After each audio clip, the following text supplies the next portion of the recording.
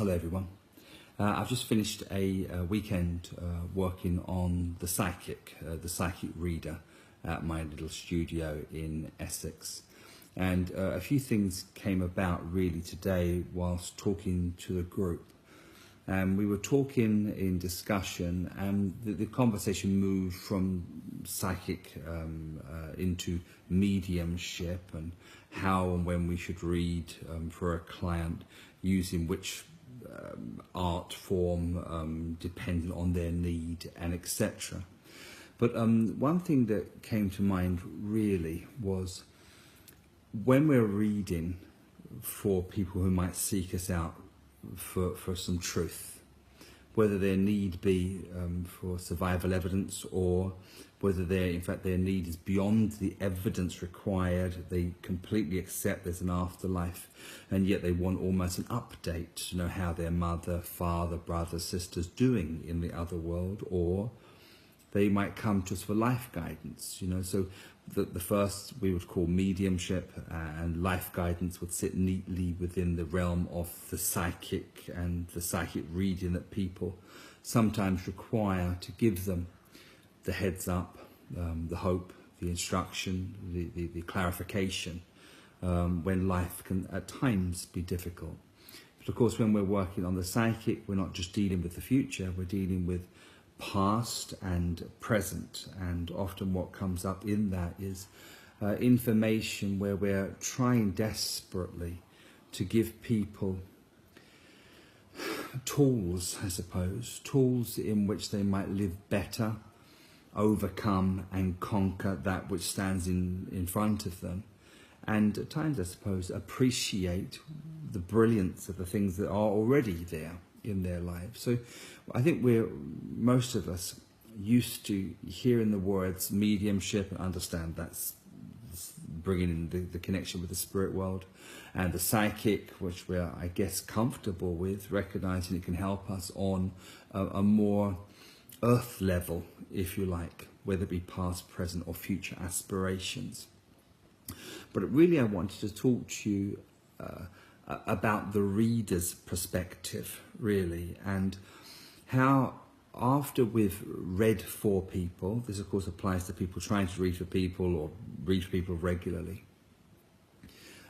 we can sometimes feel like we've not been touched, we've not enjoyed the process, we've not maybe given all that we possibly could have given, although we've seemed to have gone through the processes and we've reached moments of clarity, etc., and our client can walk away feeling satisfied. So this is really what I was talking about today, and it's something that I obviously want to share with you during this video. And the thought came to my mind that there has to come a point in the work that we do when we quite simply have an opportunity to speak from the heart space.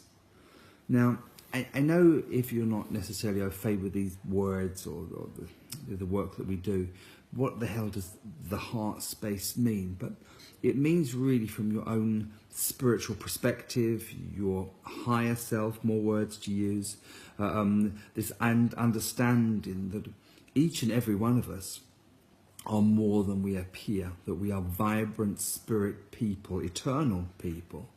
We happen to be living a physical life at this time to have this experience.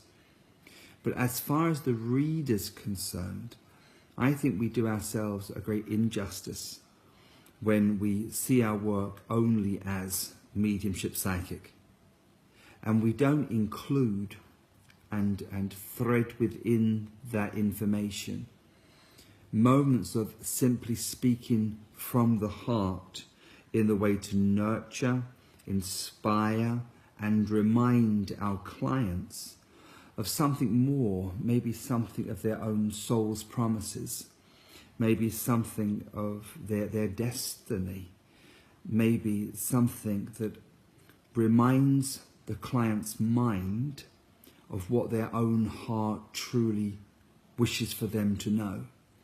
So stay with me for a minute if you don't mind, but almost view yourself as two parts, if you like. The eternal part, that which you've always been, and you're human. And then consider you, when you go to see a sensitive, a medium, a clairvoyant, a psychic, and if you're in the position of at times reading for others, recognize what truly goes on here. And I think lots of us seek out information from others, and it's not necessarily just for the acknowledgement of a spirit world or guidance of this world. I think a lot of it is to remind our clients, those who seek us out, of something more than they believe is even possible. And that is to remind them that they are also eternal, vibrant, spirit people.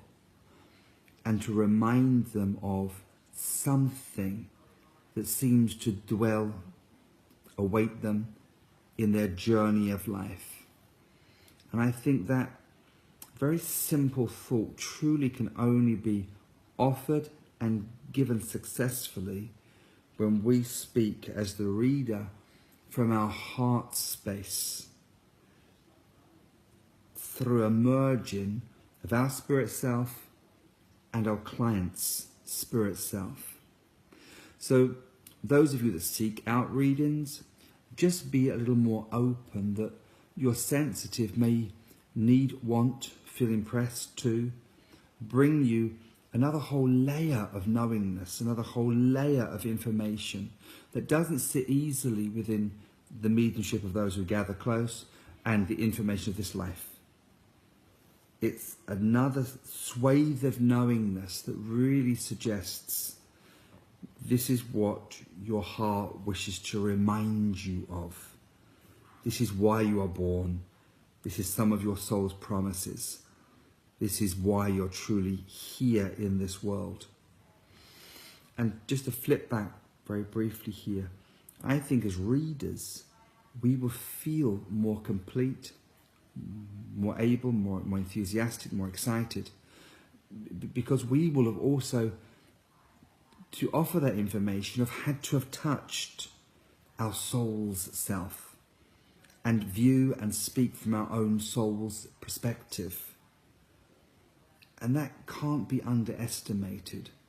I appreciate maybe you've maybe not heard something like this before, and maybe your earth brain screams, what the hell is he talking about, etc. I get that. So maybe listen again, because it's an important part of truly why I believe we read as we read, and those seek us out for those readings, which there are many, of course. Maybe each of us are looking now for something more than they are here. Because if you know it, you know it.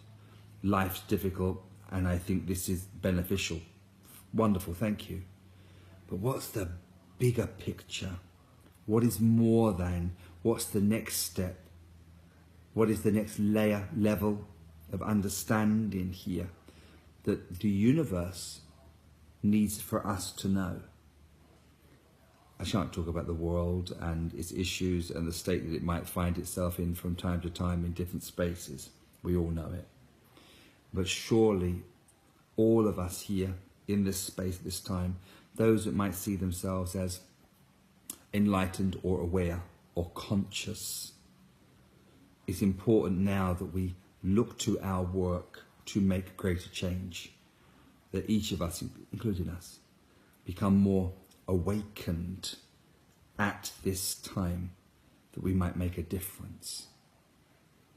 So this is some thoughts of a day at Soul Space that gather close to my mind, and I thought I'd just simply express it to you. So other than that, it's all as it is. I've managed to get a week away, which is fantastic. I went with my partner and the kids, and we spent a week in the sun, thank goodness for that. And so I feel rather rested. And in fact, I've even got an evening off, which it doesn't often happen. So I'm enjoying that, absolutely. But I do wish you all well. And I think really just to say, make it part of your daily routine at times, just to be still and to allow your own spirit to rise. How do we do that? By being still and just giving ourselves permission to be more than our human would dictate. I want to say read some poetry. Would I do it? I don't know. Maybe I'd read some Rumi. Read some poetry, walk in the garden if it's not raining, view birds flying, look for something natural and something quite beautiful. If you're in a space without access to those things, simply light a candle and feel good about doing something that makes you feel and reminds you of the simplicity of this life. It's all about the natural stuff. It's all about the simple stuff. And I wish you well. Thank you again for listening to me. God bless.